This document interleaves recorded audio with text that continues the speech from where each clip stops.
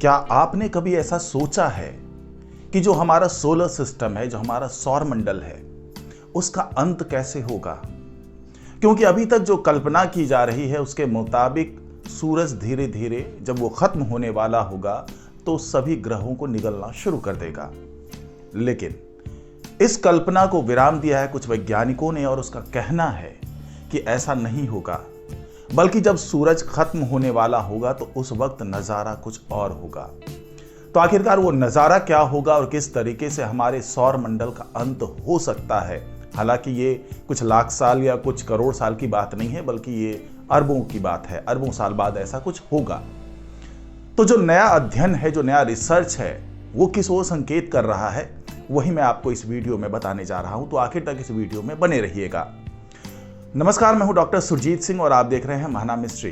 तो वैज्ञानिकों ने जो बताया है हमारे सौर मंडल के अंत के बारे में, वो पिछली कल्पनाओं से या जो स्टडी हुई थी उससे बिल्कुल अलग है। कुछ हद तक पुरानी कल्पनाएं साकार हो सकती हैं, लेकिन ज्यादातर हिस्सा जो है उन कल्पना का, वो वैसा कुछ नहीं होगा।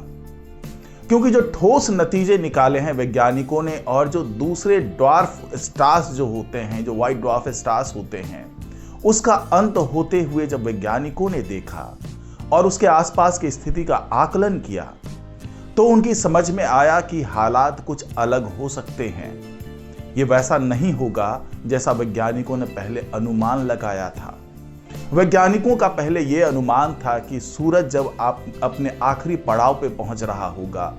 तो यह गुब्बारे की तरह फूलना शुरू हो जाएगा। यह अपने आकार का करीब 200 गुना ज्यादा फूल जाएगा, विस्तार हो चुका होगा,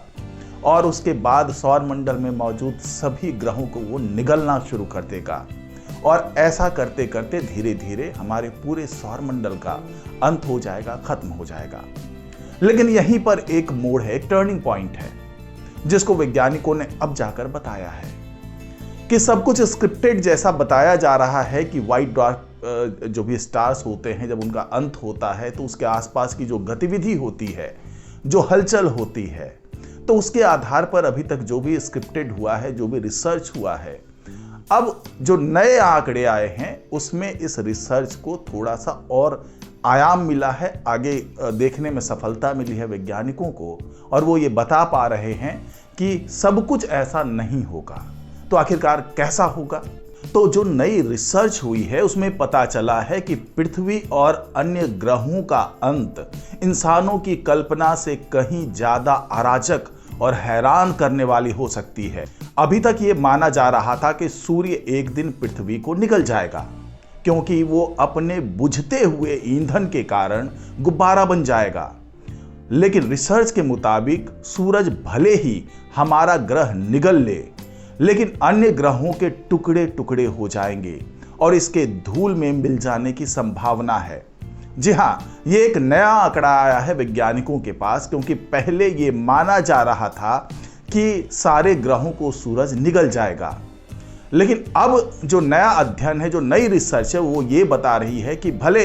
पृथ्वी को या मरकरी को या वीनस को वो निगल जाए, लेकिन उसके बाद के ग्रहों की बात कर लें, चाहे मार्स की बात कर लें, चाहे हम सैटर्न की बात कर लें, चाहे जुपिटर की बात कर लें, तो ये जो ग्रह हैं, या फिर जो हम प्लूटो की बात कर लें, जो ड्वार्फ प्लेनेट हैं, या एस्टेरॉइड्स की बात कर लें, या कुइपर बेल्ट की बात कर लें, तो वहाँ पर ऐसा नज़ारा नहीं होगा, बल्कि ये सारे ग्रह जो हैं उनके टुकड़े टुकड़े हो जाएंगे और वो एक बार फिर धूल में मिल जाएंगे। तो जैसा कि मैंने आपको बताया कि जब अपने अंत काल में होगा सूरज, तो वो फूलने लगेगा और अपने मूल आकार से 200 गुना ज़्यादा बढ़ने लगेगा, और इसकी बाहरी परतों पर हीलियम जलने लगेगी। और जो मैंने बताया कि इस विस्तार के बाद सूरज एक सफेद बौने स्टार में, मतलब व्हाइट ड्वार्फ स्टार में वो चेंज हो जाएगा, और यही सूरज का अवशेष होगा, और ठंडा होने पर बची खुची गर्मी से चमकेगा। और वैज्ञानिकों ने बताया कि सूरज के व्हाइट ड्वार्फ स्टार बनने से पहले ये इतना विस्तार पा चुका होगा कि हमारी पृथ्वी को ये निगल लेगा। लेकिन वैज्ञानिक ये नहीं बता पा रहे हैं कि जब ये विस्तार होगा, सूरज पृथ्वी को निगल लेगा और जब वो व्हाइट ड्वार्फ स्टार बन जाएगा तो जो सौर मंडल के बाकी हिस्से हैं उसका क्या होगा। तो वैज्ञानिकों ने चंद्रमाओं, ग्रहों और जो एस्टेरॉइड्स होते हैं उसके भाग्य पर गौर किया, यानी उसके साथ भविष्य में क्या होने वाला है। तो जो पारागमन होता है, जो क्रॉस करते हैं जब व्हाइट ड्वार्फ स्टार के आसपास से जब वो गुजरते हैं तो उस दौरान क्या हलचल होगी। तो इसके बारे में वैज्ञानिकों ने बताया कि जो व्हाइट ड्वार्फ स्टार्स होते हैं उसके आसपास से गुजरना अनियमित और अत्यधिक अराजक है, और ये इस तथ्य की ओर संकेत करता है कि उनका भविष्य ज्वलंत और विनाशकारी होगा। वैज्ञानिकों ने बताया कि सोलर सिस्टम के जो बाकी हिस्से हैं तो वहां पर जो मंगल और बृहस्पति के बीच स्थित कुछ एस्टेरॉइड्स हैं और शायद हो सकता है कि जुपिटर के कुछ चंद्रमा हो, वो विस्थापित हो जाए और जो वैज्ञानिकों द्वारा जांच की गई टुकड़े टुकड़े प्रक्रिया से गुजरने के लिए अंतिम सफेद बौने के काफी करीब आ सकते हैं। इसके आगे वैज्ञानिकों ने बताया कि पिछले शोध से पता चला है कि जब एस्टेरॉइड, चंद्रमा और ग्रह इस व्हाइट ड्वार्फ स्टार के करीब आते हैं तो इन तारों का विशाल गुरुत्वाकर्षण इन छोटे ग्रह पिंडों को छोटे छोटे टुकड़ों में तोड़ देता है, और इन टुकड़ों के बीच टकराव अंततः उन्हें धूल में बदल देता है, जो आखिरकार जो ये व्हाइट ड्वार्फ स्टार होते हैं उसमें वो गिर जाता है, जिससे हमें ये निर्धारित करने में मदद मिलती है कि मूल ग्रह पिंड किस प्रकार की सामग्री से बने थे। तो यही वो स्टडी है जिसके आधार पर वैज्ञानिक ये दावा कर रहे हैं कि सूरज सीधे सीधे सभी ग्रहों को निगल नहीं पाएगा,